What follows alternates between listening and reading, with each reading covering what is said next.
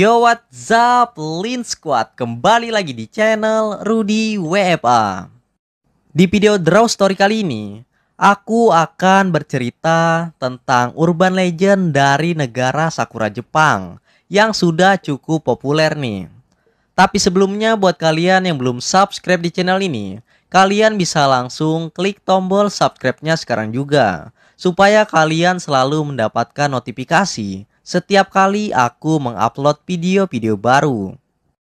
Nah, jadi di video kali ini aku akan bercerita tentang cerita mistis di balik hantu Jikininki atau hantu pemakan daging manusia. Nama Jikininki atau Sokujinki dalam bahasa Indonesia artinya adalah hantu pemakan manusia.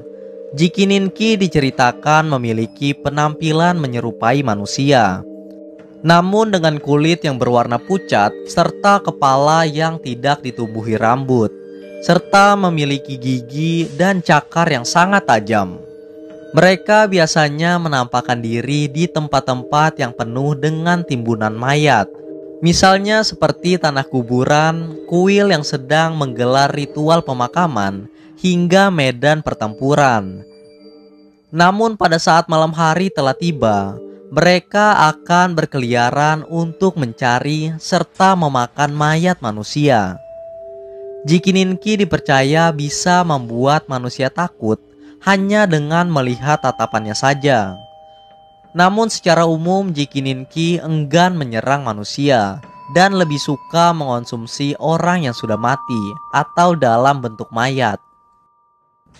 Menurut sejumlah cerita, Jikininki juga bisa mengubah wujudnya menjadi tak kasat mata, atau bahkan menjadi seperti manusia normal hingga jangka waktu tertentu. Dengan cara ini Jikininki bisa masuk ke kawasan padat penduduk tanpa dicurigai warga sekitar dan dapat bertransaksi dengan pejabat koruptor setempat supaya bisa mendapatkan stok mayat. Ada beberapa versi cerita yang berbeda mengenai asal-usul Jikininki. Menurut salah satu legenda, Jikininki awalnya hanyalah manusia biasa yang berprofesi sebagai pemuka agama. Namun karena ia terjerumus dalam praktik korupsi, arwahnya tidak bisa memasuki alam sesudah kematian dan dipaksa mengembara sebagai hantu yang rasa laparnya tidak akan pernah bisa dipuaskan. Legenda lain menyebutkan kalau Jikininki awalnya adalah manusia yang melakukan kanibalisme semasa hidupnya atau memakan daging sesama manusia. Ketika saat dirinya meninggal dunia, ia pun bangkit lagi sebagai hantu yang haus memakan daging manusia yang bernama Jikininki. Legenda lainnya juga ada yang mengatakan bahwa Jikininki adalah seorang manusia yang terkena kutukan ilmu hitam. Dari sekian banyak cerita yang ada, salah satu yang paling terkenal yaitu cerita mengenai seorang pemuka agama yang bernama Muso Soseki di abad ke-18. Menurut cerita tersebut, ia tersesat ketika tengah melintasi gunung. Saat hari sudah mulai semakin gelap, Soseki pun mulai merasa putus asa karena ia tidak menemukan tempat untuk bermalam. Namun tanpa sengaja ia berpapasan dengan seorang petapa. Soseki lantas memohon kepada petapa tersebut agar bersedia memberikan tempat untuk menetap sementara waktu melewati malam tersebut. Akan tetapi sayangnya petapa itu menolaknya. Namun petapa tersebut membantu menunjukkan arah untuk menuju jalan ke desa terdekat kepada Soseki.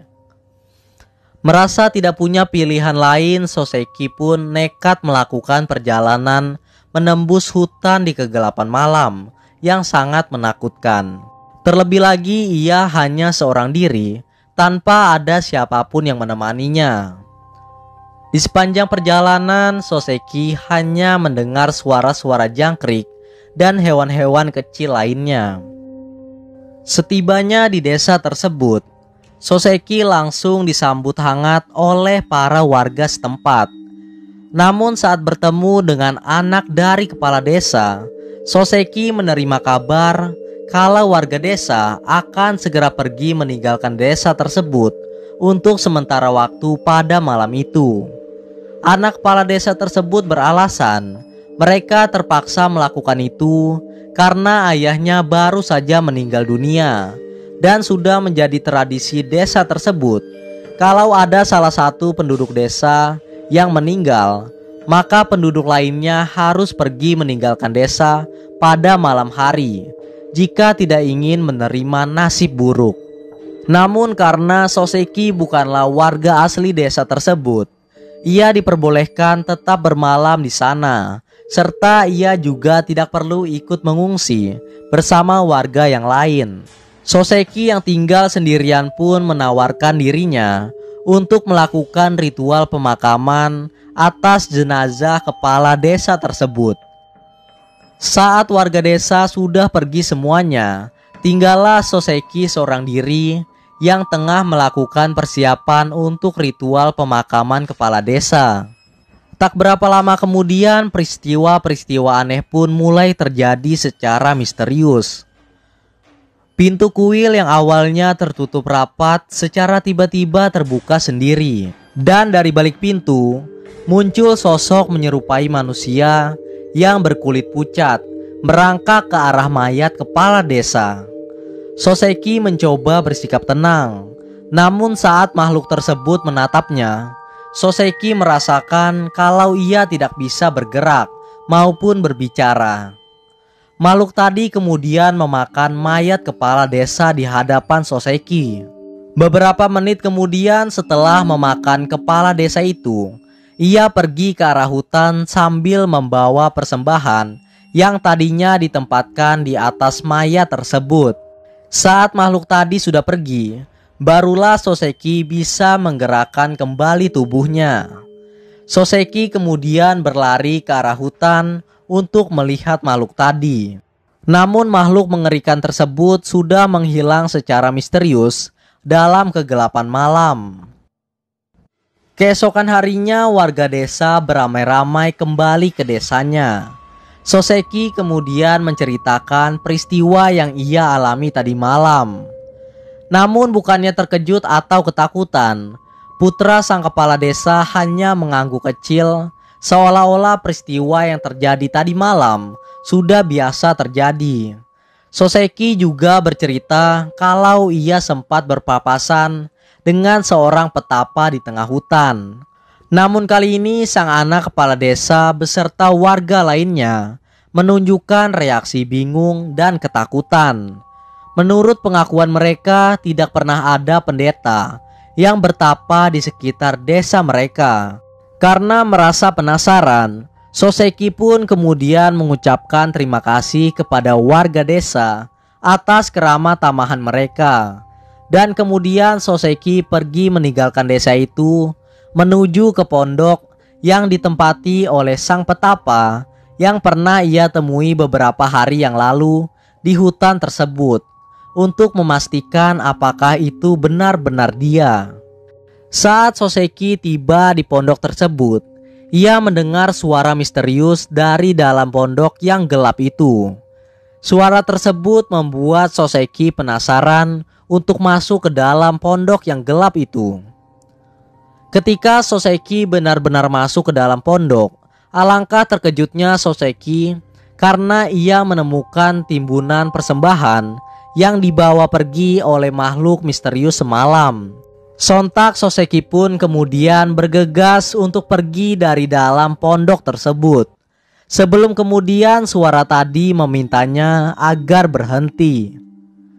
Ternyata itu adalah suara petapa yang sebenarnya adalah hantu Jikininki yang suka memakan daging manusia. Petapa itu lalu bercerita kalau dulunya ia merupakan seorang pendeta dari desa tersebut. Namun karena ia terbuai oleh kekayaan dan ketamakan duniawi, dirinya menerima kutukan ilmu hitam, sehingga ia harus melanjutkan hidupnya sebagai Jikininki yang harus memakan daging mayat manusia agar dapat bertahan hidup. Karena Soseki telah mengetahui rahasia dari hantu Jikininki tersebut, maka dengan sangat terpaksa petapa itu membunuh Soseki dengan cara yang mengenaskan. Dan setelah Soseki mati, tubuhnya lalu dimakan dengan lahap oleh petapa tersebut. Dikabarkan bahwa hantu Jikininki ini tidak pernah puas dengan apa yang ia makan. Ia terus mencari korban kemanapun ia pergi. Dan sampai saat ini masih banyak orang yang percaya atas kehadiran hantu Jikininki tersebut. Nah, itulah tadi cerita tentang hantu Jikininki yang berasal dari urban legend negara Jepang. Namun percaya atau tidak, itu kembali pada diri kalian masing-masing, karena ini hanyalah sebuah mitos yang belum tentu kebenarannya. And anyway, itu saja untuk Draw Story hari ini. Semoga kalian suka dan juga terhibur. Dan seperti biasa, jangan lupa untuk like dan subscribe untuk support channel ini. Jika kalian ingin request untuk cerita Draw Story selanjutnya, kalian bisa aja tulis di kolom komentar. And yeah, thanks for watching guys, until next time and stay cool. Bye bye.